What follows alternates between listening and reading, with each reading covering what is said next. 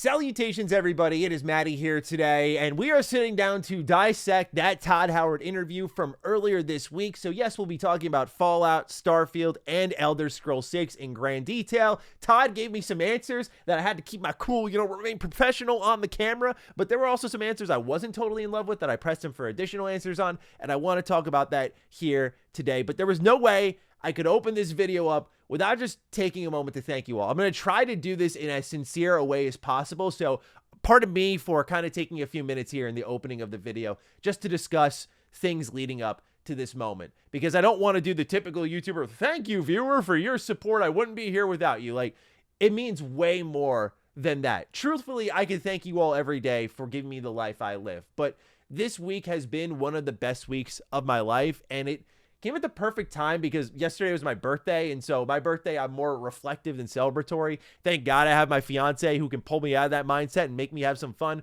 We did some awesome stuff, went out to eat, went to an aquarium. We also did a little book shop and got some Dragon Age stuff. I know, Sumi, I'm excited for the new game. And then you can see I did some retro game shopping. So awesome day. Shout out to her. Love her dearly because, yeah, on my birthday, I become incredibly reflective, right? I'm 29, 1 year away from the big 3-0. And it's starting to turn into like you're no longer the kid of the industry anymore, right? Many of us, not to make it this weird parasocial thing, grew up together, right? Like we started this journey in 2011 with Skyrim. I was 16 years old, covering rare weapon and armor guides in my junior year of high school. And to transition into Fallout 4 coverage and do all the God Howard jokes, the Pete Hines face on a ketchup bottle jokes, having fun with it, but also just earnestly covering the highs and lows of Bethesda games, to amount into that moment over a decade later in what was my dream interview scenario, not just in the person I had a chance to talk to, but in the questions I got to ask and the setting it was in, right? By that, I mean, if you sat me down, I don't mean to sound like completely selfish here when I say this, but Matty, what's your dream interview scenario? It was Todd Howard one-on-one after a game showcase, but I get to be his only interview opportunity because I just want to have that moment to talk to him, ask him the right questions, and not just be swept under the rug with a million other interviews he did. And a little inside baseball here, leading into the interview, I was feeling calm, cool, and collected. I've met Todd in the past, so I was like, all right, this will be nice and easy talking to him, and I'll just press him for all the questions I've had on my head for years. And so when I found out 18 hours ahead of the interview, like, hey, other one dropped, you're his only interview, no pressure, I was like, oh my God, this is insane. Because I've had videos in the past that have blown up, but they kind of just happen. You don't really step into something knowing like this is going to be major. That is extremely rare in my career. So this was a huge moment. And I think a big part of these moments is not only having that opportunity, but how you respond to it afterwards. And so just to make the record clear, like nothing's going to change. I'm not going to get a big head. I'm not going to change my energy. Like authenticity, I believe firmly, is what got me here, right? Like just staying true to myself, just doing what I believe in, whether you end up liking that or hating that, that's on you. That's fine. You don't have to love me or hate me, whatever it may be. That's okay. But nothing's going to change energy-wise here. I'm just honored I got the opportunity. And with that said, thank you. I mean, just to be there alongside all of you. And obviously when that was going live, I had a number of thoughts. I thought, hey, a lot of people should be excited about this. It's a pretty big interview, and I knew Todd gave some huge answers there. On the other end, I knew this was going to be particularly, let's be frank, legitimizing for my career. Like, okay, this YouTuber got the only interview with one of the most popular faces in gaming. Like, what's going on over here? And I knew a lot of people wouldn't like that. And I saw a little bit of it, but frankly, the energy surrounding it from viewers, colleagues, peers, friends, family was so jaw-droppingly positive. I had happy tears. I could not have been happier with how things went. I was just so humbled by how genuinely enthused people were about the opportunity, but that I tried to soak in as much as I could. I saw that, hey, it's not just like, this is great, Matty got this, but this is a good interview, right? Like I walked away thinking, hey, I think I did a good job here. I think I asked the right questions. I think I represented how you can have a nice, respectful conversation with a game creator without making them feel like they got to get on their knees and grovel for their sins and ask the tough questions at the same time without completely shitting on them. And so to see people walking away with that interpretation and a better understanding of Todd as a creator and getting some good answers out of him was really nice to see, because no doubt the goal for me moving forward is to take this interview, hopefully get to interview Todd again, maybe make it an annual thing or something like that, but also to take this to other game creators, other publishers, other execs, and be like, hey, come sit down, let's make some magic. People are tired of the press-related conversations. They want honest, authentic chats through creators, and if this symbolizes any bit of a breakthrough, then it's a major success for me. All I've ever wanted to do on this channel is the 2 E's: educate, entertain. I think you can do both at the same time. I think I act like an idiot sometimes, but I think I also try to bring good information to the table. And more than anything, I think that the conversation in gaming needs to be better. And I just hope that that interview was a good representation of that. And so just thank you again to everyone who just let this kid grow up alongside all of you and find his footing, make his mistakes, get better, and get an opportunity like that. I know it goes without saying that I wouldn't be here without all of you, but it is not lost on me how blessed I am to just be able to do this, and just to, it's so tough to find the words, man. I'm just so grateful, and I hope it comes across sincere. I'm not trying to crocodile tear it up for the camera or anything. Just thank you. Thank you to, Todd as well for being a great dance partner, if you will. His willingness to answer the questions and be as open and honest as he was great. And it was so nice to see how excited he was to be there.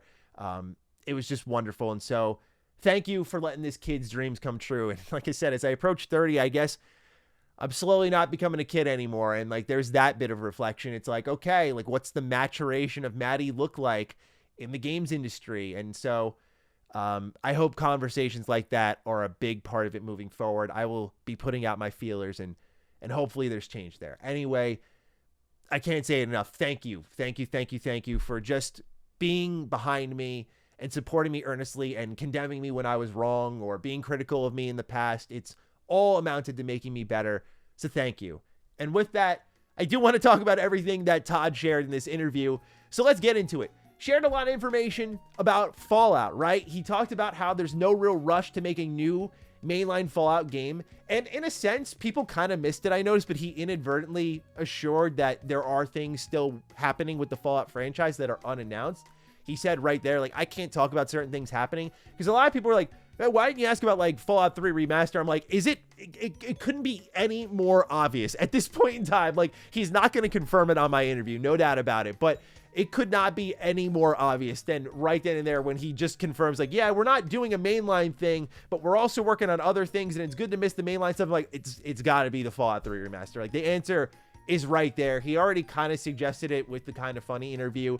But I had an interesting thought coming out of this. We got a great write-in on Defining Duke about it. Shout out to Ruben if you're watching this, because it was a good way of looking at it, which is when you look at Marvel, Star Wars, etc., and how these franchises continue to get tons of entries, the things I love eventually become just watered down and not as great as I remembered. I look at like The Acolyte, I look at these Marvel shows, and I think things are a far cry from the prequel era for me growing up, or from the Endgame era for me in my teens and college days. Like, it's such a different time now for these brands. And you look at Fallout, and there is some truth to what Todd said about, hey, yeah, like, we want people to miss it. I'm like, there is a power to that, especially it helps knowing that things are on the way. I do think this doesn't wall off a spinoff from Obsidian. I don't think this walls off something like a remaster. And no doubt with Xbox being the IP holder, and if it's what they want, no offense to Todd, but I think almost what he wants matters a little bit less in that sense. I was also surprised by some of his answers on Fallout 76 to learn that, like, yeah, we're going to keep supporting this thing even when there's a new mainline game. Says to me, that's more than 10 years left of support for this game. Saying that there's no plans to charge for any add-on content was wonderful. You see Bethesda make some greedy moves, as I called Todd out about it with the creations. I'm like, what's going on here? And so to see that they're like, hey, we're going to not charge for content in 76. Like, you already charge for everything else, right? You have the battle pass, you have the atomic shop, you have the scoreboards, like you have everything going on in 76 that could be charged for the subscription service. Like, it's all there. And I know it fuels the free content, but frankly, I'm surprised now that things are popping off. I was trying to see if Todd would buckle and be like, yeah, we're looking at it. But surprisingly, no. I was also shocked to learn that he kind of said that expeditions weren't that great. Like, I get it that we as fans would say it's fine, it's okay. But to see the kind of guy behind the scenes who's leading a lot of these projects say like expeditions are fine, they're okay, I was like, hey man, look, I agree. And so to hear that they're maybe looking into more map expansions and purposeful, meaningful content is very exciting. I have yet to try out Skyline Valley. That should be a video sometime next week. We have a lot of catching up to do because I got a lot of questions like, Matty, where's the Avowed video? Matty, where's the 76 Skyline Valley review? Like, they're coming. Just the reason I was waiting is because I wanted to have this interview come out and just take a moment to breathe and soak it in because I rarely do that. And then last but not least, talking about how Fallout 1 and 2 are not going to be remade or modernized or ported really in any way. And he wants people to experience them the way they should be. And I'm of two minds on this. Number one, I really respect Todd's approach to not stepping over the Fallout franchise's work in the past. This is something that would technically support the theory of like Todd hating the older Fallout games. Like, oh, he hates New Vegas, he hates that. If he was to take Fallout 1 and 2 and be like, hey, here's this but better, we did it and we made it better. I think it wouldn't hurt to port these games and make them accessible to consoles with updated controls and maybe a few quality of life enhancements, but that seems like a big lift for Todd and the team. I personally would have loved to see that and make these games more accessible, but I also love that he's respecting the history of the franchise there and saying like, hey, are they playable in their original state? Cool, because it's not like this is a sudden take from Todd. It kind of lines up with things I've covered from him in the past. Like when he was talking about like Morrowind and remasters for Bethesda games, he was like, yeah, we just want you to be able to play it as it originally was and not really change anything at all. So it lines up, it checks out. It's a little disappointing, but I get it, and it's consistent at least. Starfield's up next. I think he dropped 1 million gems for Starfield. Annual expansions was not what I was expecting. I thought it would go beyond this year. From what I gathered through feedback in the interview and on Defining Duke, a lot of people thought that Starfield's Shattered Space expansion would sort of be a one and done, but based on the numbers we were seeing for Starfield, again, a lot of YouTubers claiming it was a failure, but I just didn't get that vibe at all from the game. I thought the support would continue. I mean, Todd kind of suggested in the past that Starfield would get multiple years of support anyway, but to firm that up as in like, hey, multiple story expansions, that was a little less expected for me. Years of updates, sure, but years of expansions, not really. So I'm very excited about this because I've already said that as someone who really enjoyed Starfield, but if you were to put it on the totem pole of BGS IPs, it's the lowest. I also warn people that the comeback could be sick, and like if you're going to support it with annual story expansions, that is a good recipe for a comeback. So we'll see what Shattered Space adds to the formula. For Todd to firm up like, hey, this is all in one location, one city, traditional Bethesda feel, kind of like Far Harbor. Oh my God. You could see me in the interview getting excited about this because Far Harbor, for those who don't know, is arguably my favorite all-time Bethesda Game Studios DLC. I think it's so good. And to compare the Starfield expansion to that, music to my ears, but also to hear it's focused in one area, like that is a perfect response to the criticism of Starfield. And also getting that added clarity on the update cadence, it didn't seem like the 6-week cadence of updates was going to hold. And so to know from Todd, like, yeah, I don't think that's going to be the case moving forward would make sense. That team on Starfield's eventually going to shrink down as Elder Scrolls 6 grows. And so you'll get those annual expansions, but maybe less frequent intermittent updates for Starfield. I was also really relieved to hear that the reason they're committing to Starfield is because as a BGS fan, I thought it was kind of nuts that they dropped Fallout 4 support. That game was doing, no matter what YouTube was saying, that game was doing stupid well in a, by the way, pre-Game Pass era. It was doing stupid well. And I'm sitting there going, y'all are stopping after Nuka World? To hear Todd say we kind of regret stopping the support for that game made me feel like, okay, cool. So moving forward, knowing Starfield and Elder Scrolls 6 are getting major bits of support moving forward is really good. Why is that? Because we have Bethesda Game Studios taking forever to make these games and continuous support for them. For some people, they went, oh, that's a little too live service coded for me. I respect and understand that. For me, as someone who generally enjoys all of their games, to know that I don't have to go too long without like a Fallout game, because eventually that's going to come up on the list and that's going to get continuous support. Or an Elder Scrolls game. Like, hey, how bad would the wait for Elder Scrolls 6 be if we continuously got Skyrim expansions? Of course, it would kind of be like a Dragon Ball Xenoverse 2 situation of like, oh my God, they're still supporting this thing. But I think it would be a little bit more tolerable getting expansions for a game than just outright waiting over a decade. So I like the vision as someone who enjoys their games a lot and knows the community well enough to know that we're kind of consistently coming back to these games anyway. And when you see that last month they had 25 million players across all their games, I get why they want to go and continue supporting what Starfield is doing. Starfield is getting some adjustments to creation pricing. We'll see what that is. It's a rock and a hard place kind of situation. I get why people are really against paid mods. I'm a little biased in that I know a lot of modders. I support modders openly. They're very good with providing us content to cover, providing things that keep these Bethesda Game Studios games exciting. Like the reason that Bethesda Game Studios has their rep is not only because of their great games of yore, but also the community that has supported them for over a decade. Like it's a big part of the ecosystem. So for Bethesda Game Studios to set something up and say like, hey, stop doing this for free, go make some money, is great in my book. I think we just need to show a steady hand in how high we charge and what we're charging for. I think the sky's the limit for Starfield in that with that 100 gigabyte file size limit that you have, you can have full overhaul mods being sold to you that are achievement friendly, and that's tremendously exciting. Like there is a sky's the limit approach here to Starfield and its creations. I would watch out for that, but I get why people are really against this and why Todd and the team need to really be careful, because I feel we can only be so forgiving of creations being mispriced. Like you had Fallout 4 and Skyrim Creation Club. Like that was your opportunity to learn and price Starfield right, in my opinion. Okay, you missed once.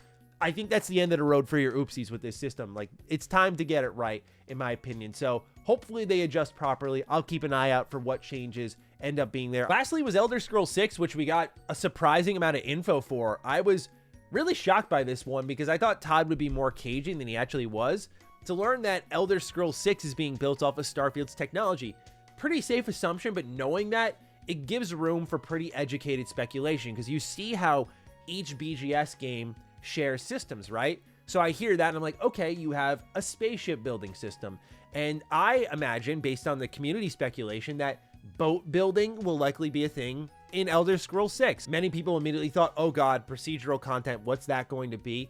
Todd kind of explained when I challenged him on the design philosophies shifting around Starfield and Skyrim, like in that window, that some games use procedural tech more. So Starfield went all the way, where something like Skyrim or Fallout 4 like used it a little bit, like the settlement modes with the missions where you just kept helping out Preston Garvey, right? Like that was a bit of procedural content versus the whole wide part of the game, which is where the map and its locations and its quests were all handcrafted. If Starfield is going to have its own identity versus the rest of the series, I don't think suddenly Elder Scrolls 6 is going to be a fully procedurally generated Tamriel. I know I've speculated in the past, like, oh, they're going to do what Daggerfall couldn't and kind of get this going on a full 3D level and get all of Tamriel explorable. I could see Bethesda Game Studios going that direction, but personally, I think they're going to follow what the series has always done, which is defining it by a region and maybe just making that region the biggest they ever have.